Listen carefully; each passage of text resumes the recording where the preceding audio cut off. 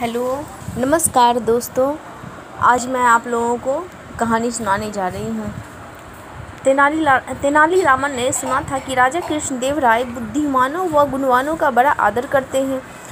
उसने सोचा क्यों ना उनके यहाँ जाकर भाग्य आजमाया जाए, लेकिन बिना किसी सिफारिश के राजा के पास जाना टेढ़ी खीर थी। वह किसी ऐसे अवसर की ताक में लगे रहने लगा जब उसकी भेंट किसी महत्वपूर्ण व्यक्ति से हो सके। इसी बीच तेनालीराम का विवाह दूर के नाते की एक लड़की मगम्मा से हो गया। 1 वर्ष बाद उसके घर बेटा हुआ। इन्हीं दिनों राजा कृष्णदेव राय का राजगुरु मंगलगिरी नामक स्थान गया। वहां जाकर रामलिंग ने उसकी बड़ी सेवा की और अपनी समस्या कह सुनाई। राजगुरु बहुत चालाक था। उसने रामलिंग से खूब सेवा करवाई और लंबे चौड़े वायदे करता रहा। रामलिंग अर्थात तेनालीरामन ने उसकी बातों पर विश्वास कर लिया और राजगुरु को प्रसन्न रखने के लिए दिन रात एक कर दिया। राजगुरु ऊपर से तो चिकनी चुपड़ी बातें करता रहा, लेकिन मन ही मन तेनालीरामन से जलने लगा। उसने सोचा कि इतना बुद्धिमान और विद्वान व्यक्ति राजा के दरबार में आ गया तो उसकी अपनी कीमत गिर जाएगी।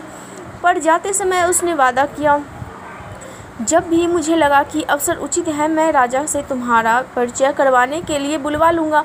तेनालीराम राजगुरु के बुलावे की उत्सुकता से प्रतीक्षा करने लगा, लेकिन बुलावा न आना था और न ही आया। लोग उससे हंसकर पूछते, क्यों भाई तेनालीरामन, जाने के लिए सामान बांध लिया ना? कोई कहता, मैंने सुना है कि तुम्हें विजयनगर जाने के लिए राजा ने विशेष दूत भेजा है। तेनालीराम उत्तर देता, समय आने पर सब कुछ होगा। लेकिन मन ही मन उसका विश्वास राजगुरु से उठ गया। तेनालीराम ने बहुत दिन तक इस आशा में प्रतीक्षा की कि राजगुरु से विजयनगर बुलवा लेगा। अंत में निराश होकर उसने फैसला किया कि वह स्वयं ही विजयनगर जाएगा। उसने अपना घर और घर का सारा सामान बेचकर यात्रा खर्च जुटाया और माँ, पत्नी तथा बच्चों को लेकर विजयनगर के लिए रवाना हो गया। यात्रा में जहाँ कोई रुकावट आती, तेनालीराम राजगुरु का नाम ले लेता। कहा, मैं उनका शिष्य हूँ। उसने माँ से कहा, देखा, जहाँ राजगुरु का नाम लिया मुश्किल हल हो गई। व्यक्ति स्वयं चाहे जैसा भी हो, उसका नाम ऊंचा हो तो सारी बाधाएं अपने आप दूर होने लगती हैं। मुझे भी अपना नाम बदलना ही पड़ेगा।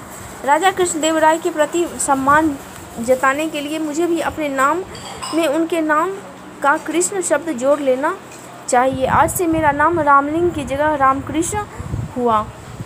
बेटा मेरे लिए तो दोनों नाम बराबर हैं। मैं तो अब भी तुझे राम पुकारती हूँ, आगे भी यही पुकारूंगी, माँ बोली। कोटवीर नामक स्थान पर तेनालीराम की भेंट वहाँ के राज्य प्रमुख से हुई, जो विजयनगर के प्रधानमंत्री का संबंधी था। उसने बताया कि महाराज बहुत गुणवान, विद्वान और उदार है, लेकिन उन्हें कभी कभी जब क्रोध आता है तो देखते ही देखते सिर धड़ से अलग कर दिए जाते हैं। जब तक मनुष्य खतरा मोल न ले वह सफल नहीं हो सकता। मैं अपना सिर बचा सकता हूँ। तेनालीराम के स्वर में आत्मविश्वास था। राज्य प्रमुख ने उसे यह भी बताया कि प्रधानमंत्री भी गुणी व्यक्ति का आदर करते हैं, पर ऐसे लोगों के लिए उनके यहाँ स्थान नहीं है जो अपनी सहायता आप नहीं कर सकते।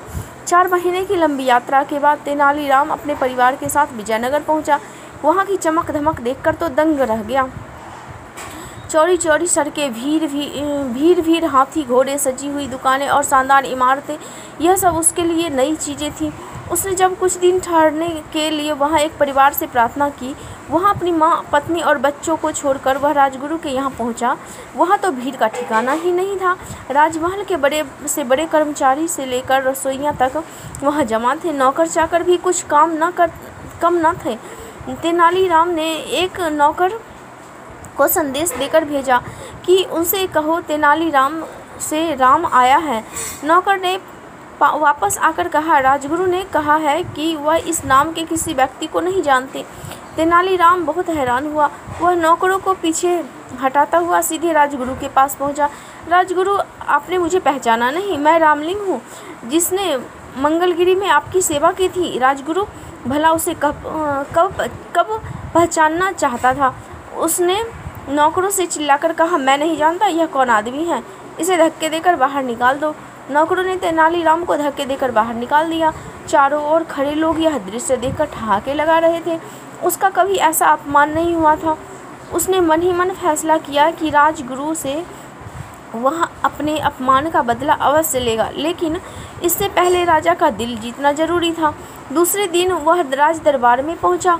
उसने देखा कि वहाँ जोरों का वाद विवाद हो रहा है। संसार क्या है, जीवन क्या है, ऐसी बड़ी बड़ी बातों पर बहस हो रही थी।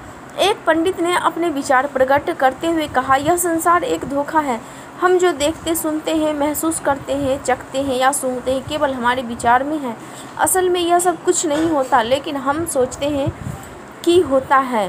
क्या सचमुच ऐसा है? तेनालीराम ने कहा, यही बात हमारे शास्त्रों में भी कही गई है। पंडित जी ने थोड़ी ऐंठ दिखाते हुए हैरान होकर पूछा, और सब लोग चुप बैठे। शास्त्रों ने जो कहा वह झूठ कैसे हो सकता है? लेकिन तेनालीराम शास्त्रों से अधिक अपनी बुद्धि पर विश्वास करता था। उसने वहाँ बैठे सभी लोगों से कहा, यदि ऐसी बात है तो हम क्यों ना पंडित जी के इस विचार की सच्चाई जांच ले।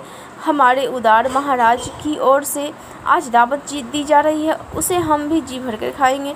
पंडित जी से प्रार्थना है कि वह बैठे रहें और सोचें कि वह भी खा रहे हैं। तेनालीराम की बात पर जोर का ठहाका लगा। पंडित जी की सूरत देखते ही बनती थी। महाराज तेनालीराम पर इतने प्रसन्न हुए कि उसे स्वर्ण मुद्राओं की एक थाली भेंट की और उसी समय तेनालीराम को राज विदूषक बना दिया। सब लोगों ने तालियां बजाकर महाराज की इस घोषणा का स्वागत किया। उनमें राजगुरु भी था।